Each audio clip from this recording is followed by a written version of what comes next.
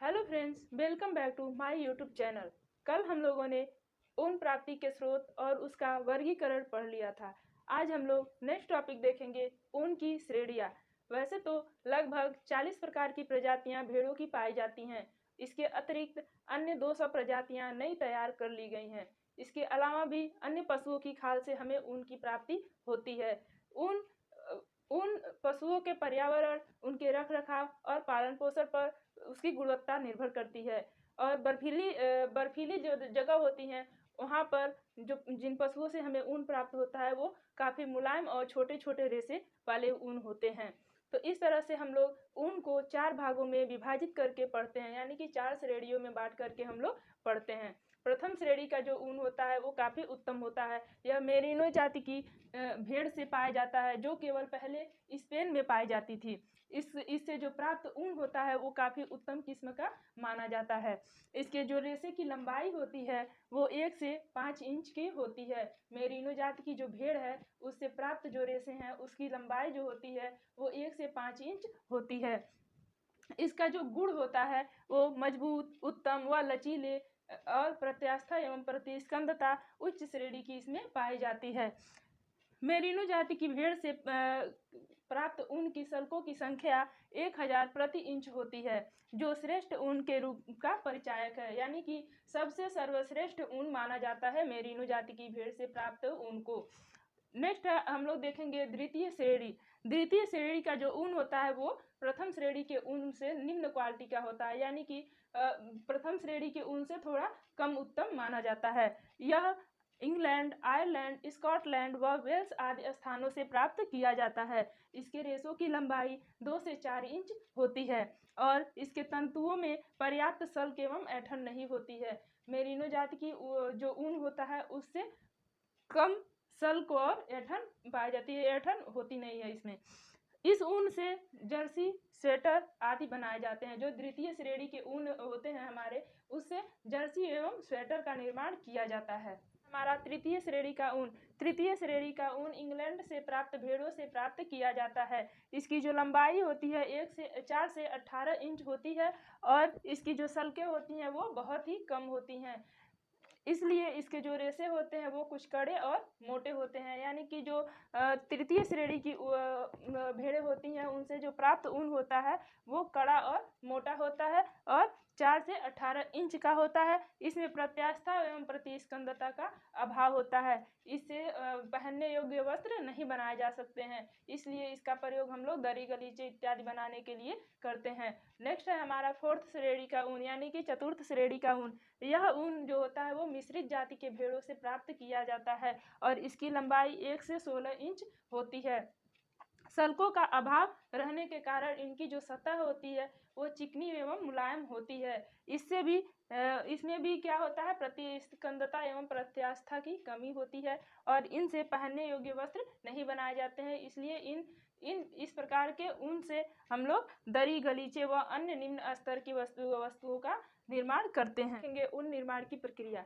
भारत के गांव में ऊन निर्माण की प्रक्रिया हाथों से की जाती थी।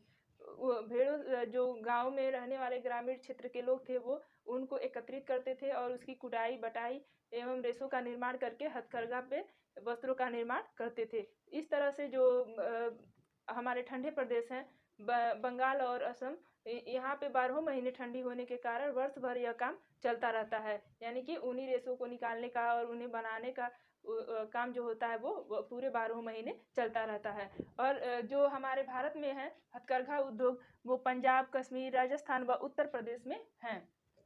ऊनी हथकरघा उद्योग जो है वो पंजाब, कश्मीर, राजस्थान एवं उत्तर प्रदेश में हैं। मशीन द्वारा उनका निर्माण धीरे धीरे जब विकास हुआ और लोगों को लगा कि बहुत समय लग रहा है कि उनको हाथ से निकालने के लिए, तो इसलिए उन्होंने मशीन का आविष्कार किया और वो फिर मशीन द्वारा भेड़ों से ऊन निकालना काफ़ी आसान हो गया, यानी कि कम समय में अधिक मात्रा में ऊन को निकाला जाने लगा और इससे उद्योग, ऊनी जो रेशे था उसके उत्पादन के और उसको एकत्रित करने के उद्योग में काफ़ी मदद मिली। तो ऊन मशीन द्वारा ऊन का निर्माण, तो हम लोग इसमें पहला टॉपिक देखेंगे कि भेड़ों पर से ऊन को काटना। भेड़ों पर से ऊन को काटना शियरिंग व सीप की प्रक्रिया कहलाती है। इसे भेड़ के शरीर से बालों को निकालना ही शियरिंग ऑफ सीप की प्रक्रिया कहलाती है। यह एग्जाम में अक्सर पूछा जाता है कि शियरिंग ऑफ सीप की प्रक्रिया क्या है। तो शियरिंग ऑफ सीप की प्रक्रिया जो होती है वो भेड़ों के शरीर से बालों को निकालने की प्रक्रिया ही शियरिंग ऑफ सीप की प्रक्रिया कहलाती है। यह प्रक्रिया वर्ष में 2 बार की जाती है। भारतवर्ष में वसंत ऋतु में मई एवं सितंबर के महीने में किया जाता है। मार्च एवं सितंबर के महीने में किया जाता है और यह अप्रैल व मई में अमेरिका में किया जाता है। जुलाई के महीने में इंग्लैंड में भेड़ों के शरीर से बाल को एकत्रित किया जाता है। इस प्रकार से 2 प्रकार की कटाई की जाती है, हाथ द्वारा और मशीन द्वारा। छटाई एवं श्रेणीकरण यानी कि सॉर्टिंग एंड ग्रेडिंग की प्रक्रिया। मिल में भेजा गया ऊन पर यह सबसे प्रथम प्रणाली माना जाता है। किसी भी ऊन को जब तक हम लोग उसके कोमलता बारीकी के आधार पर छटाई नहीं कर लेते हैं तब तक उससे वस्त्र निर्माण नहीं किया जा सकता है। इसलिए और देखा जाता है कि प्रायः एक भेड़ से 15 से 20 प्रकार से ऊन प्राप्त किया जाता है। इसलिए छटाई करना अत्यंत आवश्यक हो जाता है। एकत्रित किया गया ऊन का जो किस्म होता है वो लंबाई, बारीकी एवं मजबूती को देख करके विभिन्न श्रेणियों में हम लोग बांटते हैं। इसे ही हम लोग क्या कहते हैं, ग्रेडिंग प्रणाली के नाम से जानते हैं। लंबा व सूक्ष्म कोमल ऊन से वस्त्र तैयार किए जाते हैं। पूरे विश्व के बाजार में ऊन का श्रेणीकरण जो प्रणाली है वो ग्रेडिंग सिस्टम है वो ब्रिटिश नंबर प्रणाली पर आधारित है, यानी कि ब्रिटिश के ग्रेडिंग प्रणाली पर आधारित है, जो कि 1 पाउंड साफ किया गया ऊन में कंघी किया हुआ या फिर वस्टेड वस्त्र के डायमीटर से संबंधित होता है। इस तरह से हम देखते हैं कि जो बारीकी एवं महीनता के आधार पर ऊन का श्रेणीकरण है वो ABCD 4 भागों में बांट करके इसका किया गया है। A ग्रेड का जो ऊन होता है वो 33 माइक्रोन होता है और B ग्रेड का जो होता है वो 34 माइक्रोन माना जाता है। C ग्रेड का जो ऊन होता है वो 39.5 पॉइंट माना जाता है माइक्रोन और D ग्रेड का जो ऊन होता है वो 43 माइक्रोन का माना जाता है। नेक्स्ट टॉपिक है हमारा सफाई, क्लीनिंग। ऊन की छटाई के बाद सफाई करना अत्यंत आवश्यक हो जाता है क्योंकि ऊन काफ़ी मटमैला और गंदा सा होता है। इसमें अनेक प्रकार से अशुद्धियाँ पाई जाती हैं, इसलिए इसका जो क्लीनिंग प्रोसेस है वो करना आवश्यक हो जाता है। कच्चे ऊन में ऊन के जो तंतु होते हैं उसमें 2 प्रकार के अशुद्धियाँ पाई जाती हैं। एक प्राकृतिक अशुद्धि होती है और दूसरा बाहरी अशुद्धि होती है। तो बाहरी अशुद्धि धूल कण वगैरह जो लगे होते हैं वो बाहरी अशुद्धियाँ हो जाती हैं और प्राकृतिक जो होती हैं जो रक्त वाहिनियों से निकल करके, यानी कि जो भी पसीना है, ग्रीस है, ये सब निकलता है जब, तो उससे जो ऊन रहता है वो काफ़ी गंदा एवं मटमैला हो जाता है। ऊन यह 2 पदार्थ जो होते हैं पसीना और ग्रीस, ये दोनों मिलकर के याक कहलाते हैं। धुलाई एवं सफाई, स्काउरिंग एंड क्लीनिंग। रेशों से पसीना, चिकनाई, धूल कण को हटाना ही स्काउरिंग की प्रक्रिया कहलाती है। स्काउरिंग की प्रक्रिया 3 प्रकार से की जाती है, साबुन के घोल द्वारा, वाष्पित घोल द्वारा और कार्बोनाइजेशन द्वारा। वाष्पित घोल द्वारा स्काउरिंग की प्रक्रिया हम लोग कार्बोलिक घोल, benzene, ether, petroleum, carbon tetrachloride आदि में ऊनी रेशों को डाल करके किया जाता है और रेशे स्वच्छ मुलायम हो जाते हैं। नेक्स्ट हमारा कार्बोनाइजेशन यानी कि कार्बनीकरण प्रक्रिया। कार्बनीकरण की प्रक्रिया केवल ऊनी रेशों पर ही की जाती है। यह प्रक्रिया तब की जाती है जब वस्त्र साबुन के घोल और वाष्पित घोल से उसमें अशुद्धियाँ धुलने के पश्चात भी उसमें अशुद्धियाँ रह जाती हैं, तो हम लोग कार्बोनाइजेशन की प्रक्रिया करते हैं। कार्बोनाइजेशन की प्रक्रिया सल्फ्यूरिक अम्ल और हाइड्रोक्लोरिक अम्ल से धुल करके किया जाता है। सुखाना यानी कि ड्राइंग। धुलने के पश्चात रेशों को पूरी तरह से नहीं सुखाया जाता है, बल्कि 12 से 16% आर्द्रता उसमें बनी रहती है, तभी छोड़ दिया जाता है। नेक्स्ट है हमारा तेल लगाना।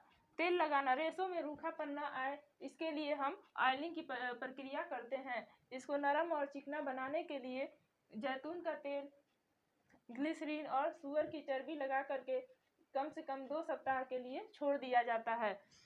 उसके पश्चात हम लोग रंगने की प्रक्रिया करते हैं। यदि ऊन को कच्ची अवस्था में रंगना होता है तब हम इसी अवस्था में उसको रंग देते हैं। ऊनी रेशों में पीस रंगाई, धागों की रंगाई, लच्छियों की रंगाई व टॉप रंगाई की जाती है। जो ऊनी रेशे हैं उसमें हम पीस रंगाई, धागों की रंगाई और लच्छियों की रंगाई, टॉप रंगाई करते हैं। नेक्स्ट है हमारा मिश्रित करना यानी कि ब्लेंडिंग करना। मजबूत और सस्ता कपड़ा तैयार करने के लिए हम लोग उसको ब्लेंडिंग की प्रक्रिया करते हैं यानी कि उसे मिलाते हैं। धुनाई करना, यह 2 वर्गों में बांट करके किया जाता है, ऊनी रेशा और वस्ट्रेड रेशा। ऊनी रेशा जो होता है वो निम्न क्वालिटी का होता है और वस्ट्रेड रेशा जो होता है वो उच्च क्वालिटी का होता है। कॉम्बिंग, छोटे रेशों को बड़े रेशों से अलग करने की प्रक्रिया कॉम्बिंग कहलाती है। खींचना यानी कि ड्राइंग आउट, रेशों को बराबर करने के लिए हम ड्राइंग आउट की प्रक्रिया करते हैं। घुमाना, कताई की अंतिम से पूर्व की जो स्थिति होती है उसे हम रोविंग कहते हैं। यह हल्का रेशों में हल्का सा घुमाव देने के लिए यह प्रक्रिया की जाती है। रोविंग की प्रक्रिया जो होती है वो रेशों में हल्का सा घुमाव देने के लिए किया जाता है। नेक्स्ट है हमारा कताई यानी कि स्पाइनिंग। हल्के घुमाव दिए हुए ऊन को खींचकर उस पर ऐंठन देकर तंतु को धागे के रूप में तैयार करने की जो प्रक्रिया होती है उसे हम स्पाइनिंग कहते हैं। वस्ट्रेड क्लॉथ यानी कि वस्ट्रेड धागों का निर्माण जो होता है वो भी धुनाई के मुख्य उद्देश्य जो होता है वो रोलर के मध्य से निकाल कर रेशों को सुलझाना होता है। ऊनी और वस्ट्रेड रेशा में अंतर, जो ऊनी और वस्ट्रेड धागा होता है उसमें हम लोग अंतर देखेंगे। ऊनी धागा जो होता है वो लघु आकारी होता है, वस्ट्रेड धागा दीर्घ आकारी होता है यानी कि वो लंबा आकार का होता है। और ऊनी धागा केवल धुनाई किया जाता है, वस्ट्रेड धागा में धुनाई एवं कंघी दोनों किया जाता है। ऊनी धागा जो होता है उसमें ढीली बटाई होती है और वस्ट्रेड धागा की कसकर बटाई होती है। ऊनी धागा वस्ट्रेड धागा की अपेक्षा कमजोर होता है यानी कि ऊनी धागा कमजोर होता है और वस्ट्रेड धागा जो होता है वो मजबूत होता है। ऊनी धागा भारी भरकम होता है बल्कि वस्ट्रेड धागा महीन, चिकना एवं इसके जो तंतु होते हैं वो समान होते हैं। ऊनी धागा मुलायम होता है, वस्ट्रेड धागा जो होता है वो काफी मजबूत एवं टिकाऊपन होता है। इस तरह से देखते हैं कि जो ऊनी धागा है उसे हम सेल्फ प्रणाली द्वारा भी स्पन करते हैं। जो ऊनी धागे होते हैं उसे सेल्फिंग प्रणाली द्वारा भी स्पन किया जाता है, जिसका विकास ऑस्ट्रेलिया में हुआ था, जिसमें ऊनी धागे के आसपास मानव निर्मित फिलामेंट तंतु भी लपेटा जाता है।